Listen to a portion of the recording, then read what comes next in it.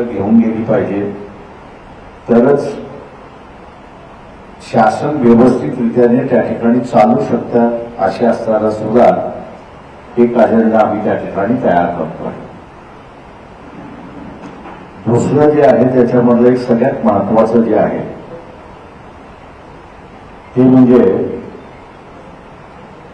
आम्ही 22 लाखापर्यंत जरी घेऊन गेलो तरी एम्प्लॉयमेंट सर्वांनाच मिळू शकेल. म्हणजे 20 वर्षापासून ते 35 वर्षाचा होईपर्यंत सगळ्यांनाच एम्प्लॉयमेंट देऊ शकतो अशी काही परिस्थिती नाही. आणि म्हणून एक मूलभूत बदल करण्याचा आम्ही आज सगळं ठरवलेलं आहे आणि त्याच्यावरती एकमत झालेलं आहे. ते म्हणजे की अॅग्रो इंडस्ट्री याचे जे सगळे मोठमोठे प्रोजेक्ट्स होतात आहेत, मेगा प्रोजेक्ट्स होतात आहेत, त्या मेगा प्रोजेक्ट्सच्या ऐवजी जुन्या काळामध्ये जशी पिठाची चक्की होती, गावागावामध्ये वस्त्यामध्ये होती, तशाच रीतीने टेक्नॉलॉजिकल बदल झालेला आहे मोठ्या प्रमाणात. आणि हा टेक्नॉलॉजिकल बदल लक्षात घेता अॅग्रो प्रोसेसिंग इंडस्ट्री, मायनर आणि टायनी इंडस्ट्री, मायक्रो इंडस्ट्री अशा रीतीचा असताना त्या ठिकाणी भर द्यायचा, वाढवायचा अशी असणारी परिस्थिती आहे. नंतरचा जो मुद्दा आमचा असायला ठरलेला आहे तो म्हणजे केंद्र शासन नेहमीच एमएसपी प्राइस त्या ठिकाणी जाहीर करते. दिल्लीमध्ये आजही आंदोलन त्या ठिकाणी चाललेलं आहे आणि शहरी ग्राहक एका बाजूला आणि ग्रामीण विक्रेता हा दुसरा, शेतकरी हा विक्रेता मी असं म्हणतो, हा दुसऱ्या बाजूला, याला दोन्ही बाजूने लुटल्या जाते अशी असणारी परिस्थिती आहे. एकाला भाव पाडून लुटल्या जातं अशी असणारी परिस्थिती आहे आणि दुसऱ्याला शॉर्टेज करून लुटल्या जातं अशी असणारी परिस्थिती आहे. तर याच्यावरचा असणारा जो तोडगा आहे तो म्हणजे केंद्र शासन जे हमी भाव देतं त्या हमी भावाचा असणारा कायदा हा जर केला तर ग्रामीण भागातल्या भाव पाडून जी लूट होते ती त्याच्यामध्ये असताना थांबेल आणि जो कोणी भाव पाडून हमी भावापेक्षा कमी दराने विकत घेईल त्या कायद्यामध्ये त्याला असताना शिक्षेची तरतूद करायची अशी असणारी परिस्थिती आहे. हमी भाव एकदा असताना त्या ठिकाणी मिळाला की मग शहरी कन्झ्युमर जो आहे तर या शहरी कन्झ्युमरला आपल्याला असताना ते प्रॉडक्ट कितीनं मिळालं पाहिजे, कसं मिळालं पाहिजे याचं त्याला डिसाईड करण्याचा असताना अधिकार त्या ठिकाणी येतो आणि म्हणून हा कायदा करण्याचा भाग त्याच्यामधला आहे. तिसरं नंतरचं महत्वाचं जे आहे त्याच्यामध्ये की महाराष्ट्रातले असणारे जे महत्वाची पिकं आहेत ती म्हणजे पश्चिम महाराष्ट्रामध्ये ऊसाचं आहे, मराठवाडा, विदर्भ आणि खानदेशचा असणारा काही भाग म्हटला तर तिथे असणारा कापूस आहे, सोयाबीन आहे आणि विदर्भातला वरचा विदर्भ आणि कोकण आपण असणारं पाहिलं तर हे तांदळाचं असणारं माहेरघर आहे अशी असणारी परिस्थिती आहे. आणि म्हणून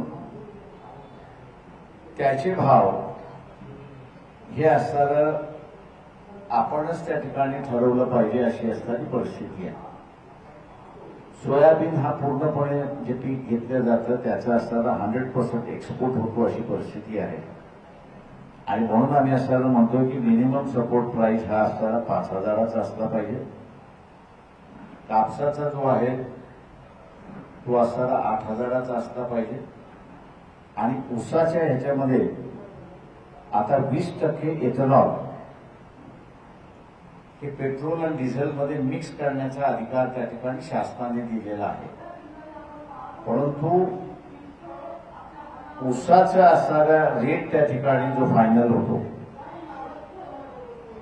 ऊसाचा असणारा रेट त्या ठिकाणी फायनल केला जातो, त्याच्यामध्ये इथेनॉल हा जो आहे त्याचा रेट त्या ठिकाणी दिला जात नाही. आणि म्हणून आम्ही असणारा आग्रह त्या ठिकाणी धरणार आहोत की इथेनॉल हा जो मळीपासून तयार केला जातो त्याचं प्रॉफिट नुसतं असताना कारखान्याला जात आहे, तर ऊसाचा रेट फायनल करत असताना त्याचाही त्या ठिकाणी बघावं अशी असणारी परिस्थिती आहे. ज्या काही संघटनांशी आम्ही असं बोलतोय त्या मेन मुद्दे त्यांच्याबरोबर बसून जे ठरत आहेत त्याची मी आपल्याला असणारी माहिती या ठिकाणी दिलेली आहे. आणि 2 तारखेपर्यंत मला वाटतं नेमकं या संघटनांबरोबर बसून वंचित बहुजन आघाडी जे करणार आहे त्याच्यातला असणारा भाग आहे. पहिल्या फेज मधला जो आहे तो फॉर्म भरण्याचा संपलेला आहे. दुसऱ्या फेज मधला असणारा त्या ठिकाणी सुरुवात झालेला आहे. आणि म्हणून तिसरा जो आहे, तिसरा, चौथा, 5वा, 6वा जो आहे तो सगळे मिळून त्या ठिकाणी कॅन्डिडेट ठरवतील अशी परिस्थिती आहे. मी जसं म्हटलं तसं 2 तारखेला आपल्याला असणारं या ठिकाणी पूर्णपणे माहिती मिळेल अशी, आणि पुढचं वाटचाल कशी असेल ती आपल्यासमोर या ठिकाणी मांडण्याचं आहे. माझं निवेदन संपलं. आपण असं विचार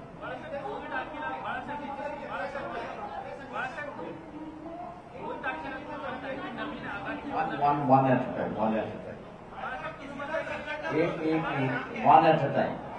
One at a time. 2 तारखेला आपल्याला सगळं विवरण दिलं जाईल. प्रश्न असा होता की 2 तारखेला आपण नवीन आघाडी किंवा नवीन संघटनांसोबत चर्चा करून नवीन आघाडीची घोषणा करताय असं साधारण दिसतंय. तर महाविकास आघाडीसोबतचा आपला संबंध संपला, म्हणून मी म्हटलं की 2 तारखेला आपल्याला पूर्णपणे त्याचं विवरण दिलं जाईल.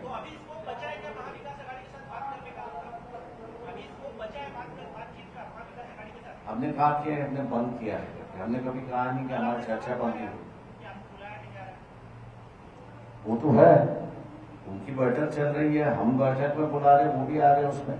तो ऐसा नहीं है कि एक साइड से है.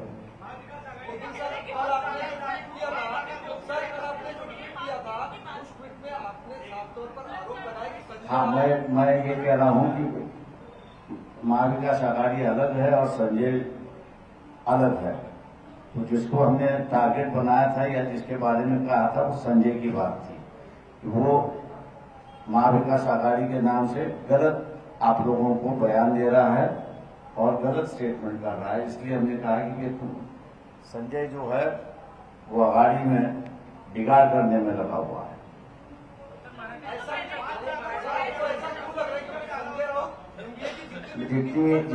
जितनी हमको कहना था वो हमने कह दिया है. अब आप लोग उसमें से जो निकालना है वो निकालें.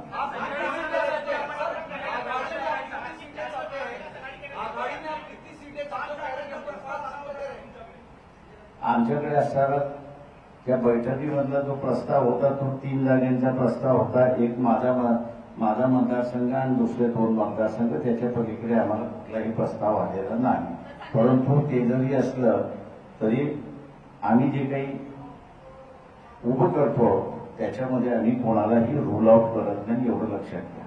सर वो कह रहे हैं कि हम 5 सीटों का प्रस्ताव दिए थे, पहले 4 था, बाद में 5 तक आए, लेकिन प्रकाश आंबेडकर जी नहीं. अब आपको हमारी बात सुनिए, उनकी बात सुनिए, आप तय कर लो. उस पर बहस नहीं हो सकती. मैंने कहा ना कि उस पर बहस नहीं हो सकती है. मैंने आपसे कहा ना कि भी हमने किसी के लिए भी दरवाजे बंद नहीं किए हैं.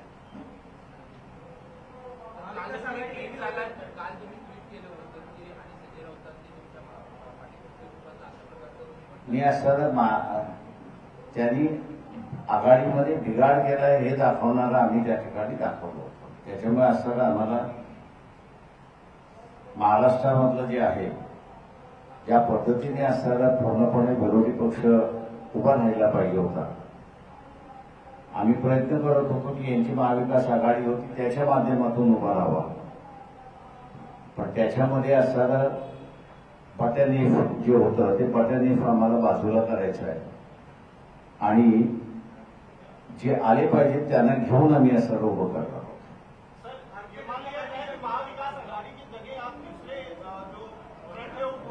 मैंने ऐसा कोई इंडिकेशन नहीं कहा. मैंने सीधा ये कहा है कि हम दरवाजे खोले हैं और बातचीत आप ही कुछ लोगों से हम लोग कर रहे हैं.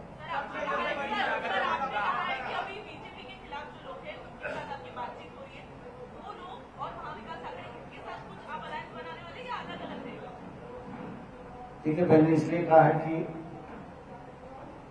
किनका रूप कैसा है वो आज मैं नहीं बताऊंगा. हमारी कोशिश होगी कि भैया हम लोग सब मिलके इकट्ठा लड़े उस पर, किसी को बगल में ना रखे, किसी को हम लोग साइड ट्रैक ना करें. इसलिए हमने कोशिश है, इसलिए 2 तारीख जो है वो 2 तारीख को हम लोग जो है उसका फाइनल प्लान आपके सामने रखेंगे.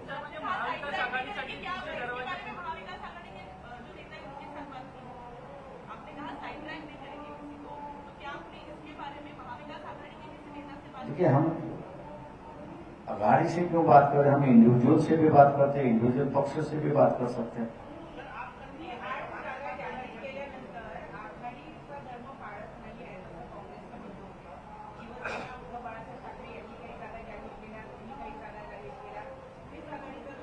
नाही, माझं म्हणणं असं आहे की ज्यावेळेस म्हणूनच मी म्हणालो की पहिला टप्पा तुमचा इलेक्शनमध्ये येतो आहे आणि पहिला टप्पा मी अगोदरपासून म्हणत होतो, आपण विश्वास ठेवायला तयार नव्हता. आपण सगळेजण वंचित बहुजन आघाडीलाच टार्गेट त्या ठिकाणी करत होता की यांचंच जमलं नाहीये, यांनी आपलं असणारं स्वतःचं कोंबडं झाकलेलं आहे ते दाखवायलाच तयार नाहीये. आणि आता असताना व्हेरी क्लिअर आलंय की सेना, मी मागे म्हणालो होतो की सेना आणि काँग्रेस यांचं सूप जमलेलंच नाहीये, ते आता उघड व्हायला लागलेलं आहे. सर, आपको लगता है कि एनडीए में सब कुछ वाकई में सही है? ठीक है, 2 तारीख को जो मैंने जैसे कहा कि 2 तारीख को जो है वो फाइनली हम लोग सब कुछ जाहिर करेंगे. सर, एक सवाल ये है कि क्या आपको भी लगता है कि एनडीए में सब कुछ सही नहीं है? एक तो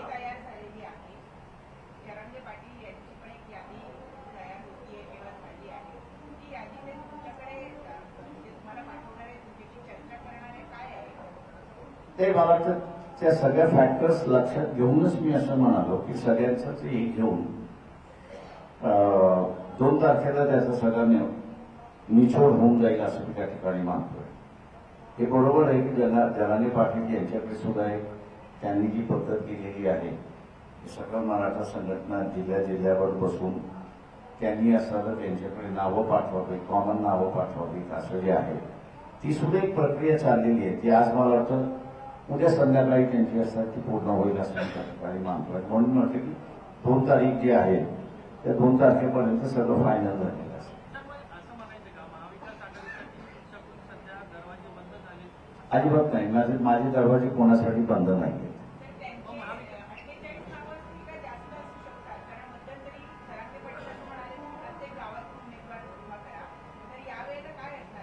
आमची जी चर्चा झाली त्याच्यामध्ये त्यांनी तो आग्रह सोडलेला आहे आणि जिल्ह्यामधलं सकल मराठा समाज जे आहे त्यांच्यामधनं त्यांनी नावं द्यावीत असं म्हटलेलं आहे त्याच्यामध्ये. तेव्हा एकच उमेदवार येईल असं ठरते असं मला वाटतं. सर, एक सवाल यह है कि आपको लगता है एनडीए में वाकई में सब कुछ सही है? उद्धव ठाकरे ने अपने कैंडिडेट डिक्लेयर कर दिया, उस पर कांग्रेस एनसीपी को ऑब्जेक्शन है. इसके अलावा जो कांग्रेस ने कैंडिडेट डिक्लेयर किया उस पर एनसीपी अपनी सीटों की मांग कर रही है. आपने भी अपने कैंडिडेट डिक्लेयर किए? हमने जो है वो फर्स्ट फेज की जो है कैंडिडेट जो है वो डिक्लेयर किए हैं, क्योंकि आखिरी दिन खत्म हो रहा था तो कार्यकर्ताओं को हवा करके नहीं छोड़ सकते कि ये, क्योंकि वो चारों सीट, एक सीट पर हमने कांग्रेस को सपोर्ट किया, बाकी की 4 सीटें जो है ये 4 सीटों पर जो कॉन्टेस्ट है ये वंचित और भारतीय जनता पक्ष में ही है वहां पर. क्योंकि मैं दोहराना नहीं चाहता हूं, लेकिन कुछ लोग लड़ने के लिए तैयार नहीं है, कुछ लोगों ने पीछे हट के अपनी बात कही है, तो बीजेपी को हम फील्ड डे नहीं दे सकते थे, इसलिए हमको मजबूरन जो है वो उम्मीदवार उतारना हुआ और अब जो है वो वंचित बहुजन आघाड़ी और बीजेपी के बीच में ये लड़ाई है। लेकिन उद्धव ठाकरे से भी नाराज चल रहे हैं। उद्धव ठाकरे एक से मैं किसी से नाराज नहीं हो गया, मेरा किसी से पर्सनल झगड़ा नहीं है, ना मैं नाराजगी करता हूं।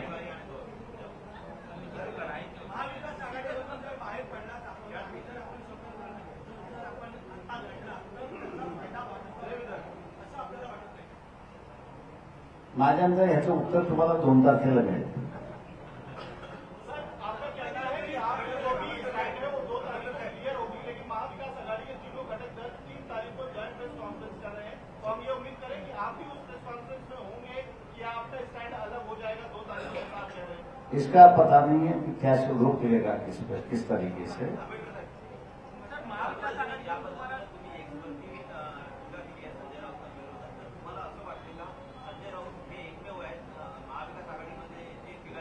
आम्ही असं म्हणेन की जोपर्यंत आम्ही सुभाष देसाईंबरोबर बोलत होतो, सुभाष देसाई या चर्चेमध्ये जोपर्यंत होतं तोपर्यंत पूर्णपणे सकारात्मक चाललं होतं आणि व्यवस्थित चाललं होतं सिच्युएशनच्या संदर्भात। पण नंतर असताना आम्हाला असं दिसलंय की कोणतरी कोणासाठी तरी वापरायचं असं असणारा हिशेब चालू झाला आणि म्हणून आम्हाला दिसलं की या ह्याच्यामध्ये आपण असणारं बीजेपीला थांबू शकत नाही, कारण काही जणांना घ्यायचंच नाही, काही जणांना बोलायचंच नाही, असा जो स्टँड होता तो आम्हाला जरा योग्य वाटला नाही आणि म्हणून आम्ही असं एक वेगळं त्या ह्याच्यामध्ये करतोय। ठीक है, संजय राउत इंडिविजुअल है, इंडिविजुअल के बारे में बात नहीं करता हूं, एक समझ लीजिए, पार्टी की बात हो रही है, इंडिविजुअल की बात नहीं हो रही है, तो इंडिविजुअल जरा रुक दीजिए वहां पर।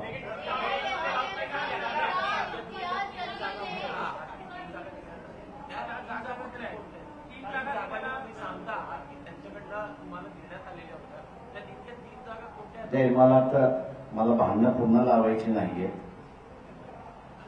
मला जोडवायचं आहे, पण ज्या दिवशी तोडायचं असेल त्या दिवशी निश्चितपणे मी आपल्याला सांगेन।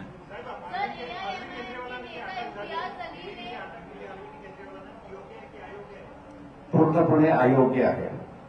कॅबिनेट डिसिजन हा कोर्टाचा विषय होऊ शकत नाही आणि त्याच्याच बरोबर इन्क्वायरीचा इश्यू होऊ शकत नाही। संविधानाने कॅबिनेटला पूर्णपणे अभय दिलेला आहे। आता ते जर झालं असेल तर मी असं म्हणेन की पहिल्यांदा नरेंद्र मोदी यांना असताना अरेस्ट केलं पाहिजे। मनमोहन सिंग असताना त्यांनी एक अख्खं युनिट ज्याला आपण म्हणतो एअरफोर्सचं उभं करण्याचं ठरवलं होतं, राफेल मार्फत 135 एअरक्राफ्ट घ्यायचं ठरवलं होतं। अमाऊंट काही असेल तो वेगळा भाग आहे, तो डिसिजन बदलला। तो डिसिजन बदलल्यानंतर त्याचे 2 भाग करण्यात आले। 35 राफेलची विमानं आपण असताना फ्रान्सकडून विकत घेतली आणि उरलेली 100 विमानं अंबानी मॅन्युफॅक्चर करतील असं त्यावेळेस सांगण्यात आलं। राफेलच्या म्हणजे डेसॉल्ट ही जी कंपनी आहे की जी राफेल करते, या कंपनीच्या काही डायरेक्टर्सना भारताबरोबर झालेल्या करारनाम्यामध्ये त्यांनी फ्रॉड केला, घुसखोरी केली, म्हणून फ्रान्स गव्हर्नमेंटने त्यांना असणारी शिक्षा दिलेली आहे। डेसॉल्टच्या अधिकाऱ्यांना की जे भारताबरोबर राफेलच्या संदर्भात बोलणी करत होते, आता तिथल्या अधिकाऱ्यांना त्यांनी घुस दिली म्हणून असताना जर झालं तर भारताचं नुकसान झालं हाही त्याच्यातला आहे। त्याच्यामुळे तोही कॅबिनेटचा निर्णय होता तो कॅबिनेटचा निर्णय होता म्हणून असणारा कोणीही त्याला क्वेश्चनिंग केलं नाही की हा कोर्टाचा विषय होत नाही, हा इन्क्वायरीचा विषय होता. लिकर पॉलिसी काय असावी ही दिल्ली गव्हर्नमेंटची कॅबिनेट डिसिजन त्या ठिकाणी असणार आहोत आणि कॅबिनेट डिसिजन असल्यामुळे ती इन्क्वायरी होत नाही. तेव्हा कालच्या असणाऱ्या जे काही कोर्टामध्ये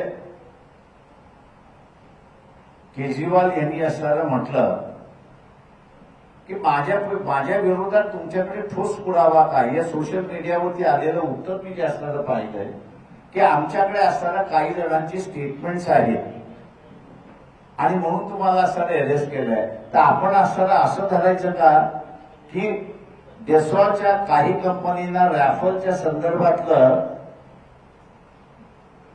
खोटारडेपणा झालाय, फसवेपणा झालाय आणि म्हणून त्यांना शिक्षा झाली, म्हणून पंतप्रधान नेगोशिएट इन डायरेक्ट नेगोशिएशन होते म्हणून पंतप्रधानावरती सुद्धा इथे केस झाली पाहिजे का?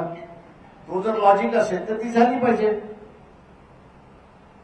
त्याच्यामुळे असणारा एका केसला एक न्याय, दुसऱ्या केसला दुसरा न्याय, हे माझ्या अंदाजानं चुकीचं असं म्हणतोय आणि म्हणून मी असताना म्हणतोय की केजरीवालला अरेस्ट करणं हे चुकीचं असं मी त्या ठिकाणी मानतो.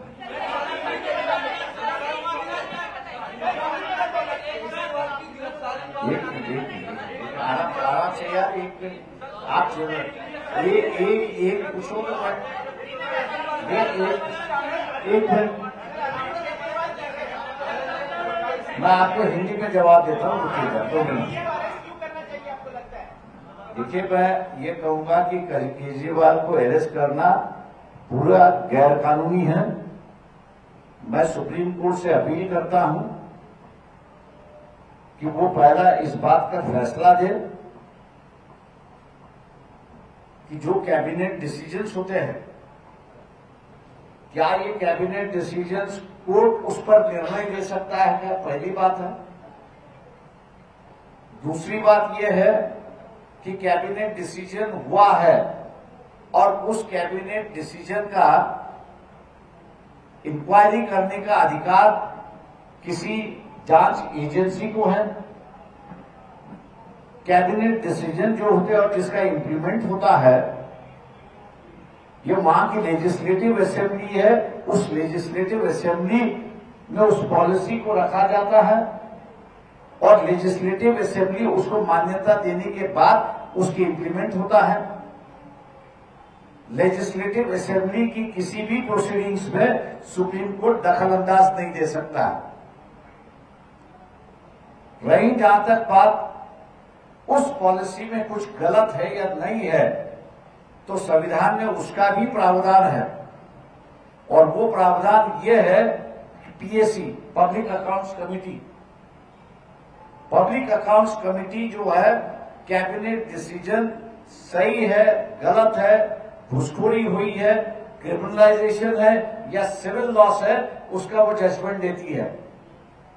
उसके बिना किसी को अधिकार नहीं कैबिनेट डिसीजन चेक करने का. और इसी के लिए जब ये मामला उठा कि मनमोहन सिंह का एक डिसीजन बिना कैबिनेट लिए हुए नरेंद्र मोदी ने उसको घुमा दिया इंडिविजुअल प्राइम मिनिस्टर की कैपेसिटी में, और जहां 135 राफेल के विमान डेसॉल नाम के फ्रांस कंपनी से खरीदना था, उससे वहीं के वहीं उन्होंने डिसीजन दिया और कहा कि हम 135 नहीं खरीदेंगे, 35 ही डायरेक्ट खरीदते हैं और बाकी के 100 जो है उसको हम लोग अंबानी के माध्यम से उसको यहां पर बनाएंगे. बात आगे बढ़ते बढ़ते ऐसी बढ़ गई कि डेसॉल नाम के अधिकारी को फ्रांस में जेल हुई क्योंकि घुसखोरी हुई और पैसे खा लिए. आप क्या हम लोग ये कहे वहां पर कि वहां के अधिकारियों को जेल हुई इसी राफेल के डील के मामले में, तो फिर वही अगर लागू होता है तो प्राइम मिनिस्टर के ऊपर भी केस होनी चाहिए, उनको भी अरेस्ट होना चाहिए. लेकिन विरोधी दल की बात जब हुई तो उन्होंने यही कहा कि कैबिनेट डिसीजन होने की वजह से कैबिनेट डिसीजन को हम लोग क्वेश्चन नहीं कर सकते, कर सकता है तो पीएससी कर सकती है। पीएससी अगर कुछ बात कहती है कि इसमें घोटाला हुआ है तो ही उसका चार्ज हो सकता है, वरना उसका चार्ज नहीं हो सकता। इसलिए ये जो है मैं समझता हूं कि अधिकार का गैर तरीके से इस्तेमाल हो रहा है और इसलिए हम लोग इसकी निंदा करते हैं। सर, कांग्रेस को आज ही 1700 करोड़ के इनकम टैक्स का नोटिस मिला है, इसको किस तरह से देखते हैं? इसके पहले राहुल गांधी इस मुद्दे पर सवाल उठा चुके हैं कि हमारे पास कैंपेन करने तक मेरे हिसाब से आप लोगों ने एक बात सामने नहीं लाई। जो प्रेजेंट फाइनेंस मिनिस्टर है उनके हस्बैंड का ही सबसे बड़ा बयान आ चुका है, सोशल मीडिया पे आ चुका है कि वर्ल्ड का सबसे बड़ा फ्रॉड अगर कुछ है तो इलेक्टोरल बॉन्ड है। और कोई मेरे ख्याल से नहीं, दोनों भी इकोनॉमिस्ट है, बड़े नामी इकोनॉमिस्ट है।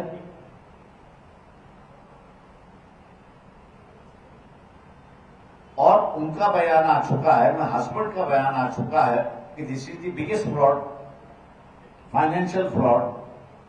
अब जब हस्बैंड ही कह रहा है कि ये सबसे बड़ा बिगेस्ट फ्रॉड है तो मेरे ख्याल से उसको मान लेना चाहिए। कंसेंट के बिना ये स्टेटमेंट नहीं होगा।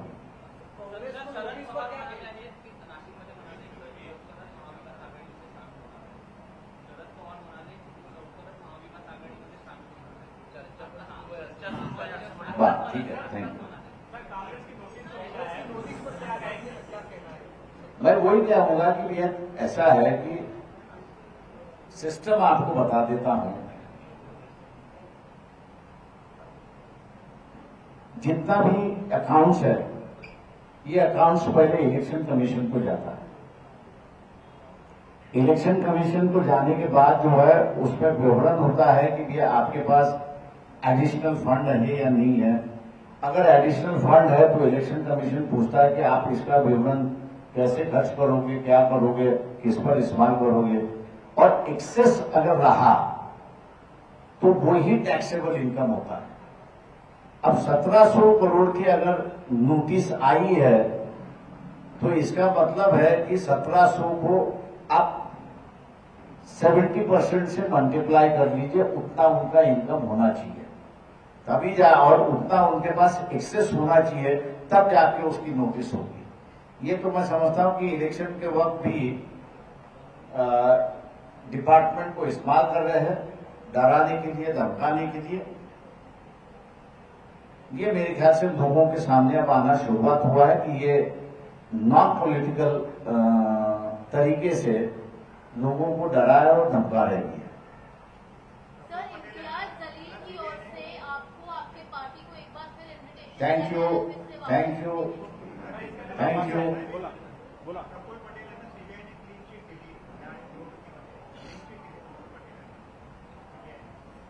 नाही अजून ती ऑर्डर वाचलेली नाही, त्यांनी सीबीआयने क्लीन चिट दिली असेल पण अजून कोर्टाने क्लीन चिट दिलं नाही एवढी फक्त माझी माहिती आहे। Thank you everybody. व सगळ्यांना आता लंचला इन्व्हिटेशन आहे। धन्यवाद। पक्षाच्या वतीने सर्वांचे मनपूर्वक आभार आणि यानंतर सर्व पत्रकार बंधू भगिनींना विनंती आहे बाळासाहेबांसोबत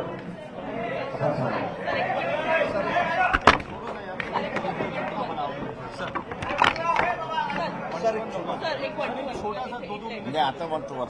thank you. No 1 to 1 now. No no no no no no no, पहले खाना खाएंगे बाद में देखते उसको। Thank you.